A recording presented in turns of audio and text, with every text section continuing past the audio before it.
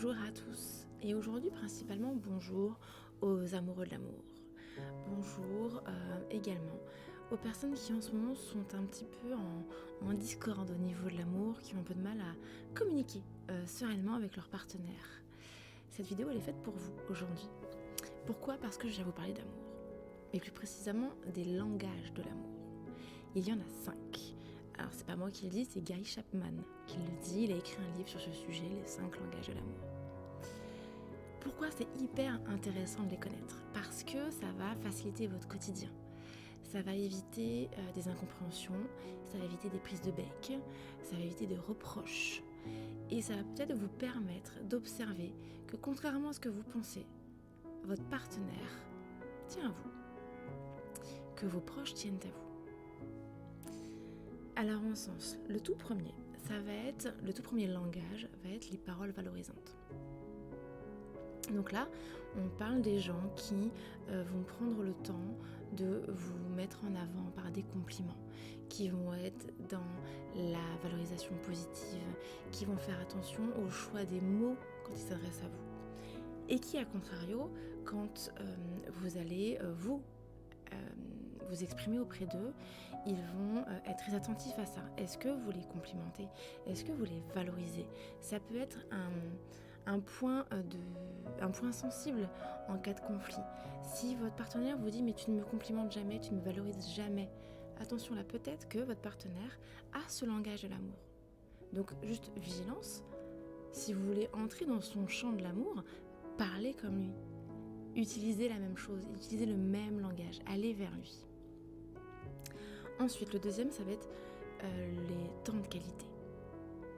Quand la personne va chercher au maximum à passer du temps avec vous, mais du temps de qualité, qui va être vraiment à votre écoute, qui va faire attention à vous durant ce temps, qui va vraiment mettre la priorité sur ça, aimer passer du temps ensemble. Et à contrario, le point sensible en cas de dispute pourrait être le temps que vous accordez aux autres. Par exemple, votre partenaire pourrait vous reprocher, en cas de dispute, en cas de conflit, attention, pourrait vous reprocher de consacrer trop de temps à des collègues, à des amis, à de la famille, et pas assez à lui ou à elle, ok ? Donc là, pas de panique, ça veut juste dire que son langage, c'est celui-ci. À partir du moment où vous le comprenez, vous pouvez adapter et commencer à parler le même langage que votre partenaire et de lui accorder ce fameux temps de qualité dont il a besoin un peu plus régulièrement. Troisième langage, les cadeaux. Donc là, on va être sur des personnes qui vont aimer faire plaisir par un présent, par quelque chose d'offert. Ok ? Donc on n'est pas là sur la valeur de ce qui est offert, ok ? Mais sur le temps consacré à rechercher ce présent. On va être face à des personnes qui, par exemple, à chaque fois qu'elles vont en course alimentaire, vont ramener un petit truc à chacun. Ça peut être le petit paquet de gâteaux préféré de tel enfant, ça peut être les fruits préférés de tel autre, ça peut être d'avoir repéré que vous n'aviez plus de chaussettes et que la personne vous apportait une paire de chaussettes toute neuve. Ça peut être ça. Ok, ça peut être vraiment des tout petits présents. Après, ça peut être aussi des présents beaucoup plus importants. Mais on est vraiment sur ça.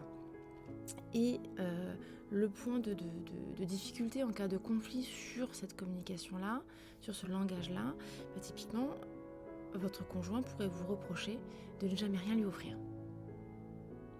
Donc là, attention, on n'est pas sur quelque chose de financier. Ce qu'elle vous reproche, c'est pas de ne pas dépenser d'argent, mais de ne pas penser à elle et de lui offrir quelque chose. Ok ? Alors, j'espère que je suis assez claire. C'est vraiment l'instant présent, le fait d'avoir pensé à cette personne et de lui avoir ramené quelque chose. Ok ?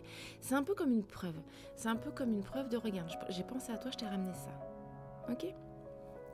Ensuite, le quatrième, ça va être les services. Donc là, on est face à quelqu'un qui va tout faire pour rendre la vie des autres plus facile et qui va être dans l'anticipation du besoin. Donc c'est vraiment quelqu'un qui va se plier en quatre tout le temps pour tout le monde, pour faire plaisir à tout le monde, alors que c'est pas forcément demandé. Ok ? Et donc le point difficile en cas de conflit sur cette communication-là pourrait être que votre conjoint vous reproche de ne jamais l'aider, de ne jamais faire attention à ce dont elle a besoin. Donc là, pareil, pas de stress, pas de panique. Vous venez de comprendre son langage dans la communication de l'amour. Donc, de temps en temps, utilisez le même langage qu'elle, allez vers sa façon de communiquer. Ok ? Donc, anticipez un petit peu ses besoins. Essayez de lui faciliter un petit peu son quotidien. Ensuite, le dernier langage de l'amour, c'est le toucher, le contact, le besoin de toucher la matière, le besoin de connexion. Donc là, on va être face à des partenaires qui vont être très câlins, très tactiles, et qui vont, en cas de point de conflit sur ça, vous reprocher de ne pas être assez tactile, de ne pas assez le ou la toucher, et qui va être à l'affût du contact que vous pourriez avoir avec d'autres personnes. Donc là, pareil, pas de panique si c'est le cas. Vous venez de comprendre son langage de l'amour. Donc, vigilance. Essayez de parler un peu comme elle et aller vers cette personne en le touchant plus souvent. La main, la cuisse, les cheveux, l'épaule, un contact. Le besoin de connexion, de sentir la présence de l'autre. Donc voilà, je répète les 3. Les paroles valorisantes, le temps de qualité, les cadeaux, les services et le toucher. Vous avez les 5 langages. Donc ça peut être intéressant, regardez un peu celui qui vous parle, regardez un petit peu quel est votre langage à vous, et puis essayez de déterminer peut-être le langage de votre conjoint, de vos enfants, de vos parents, de vos collègues, de vos amis.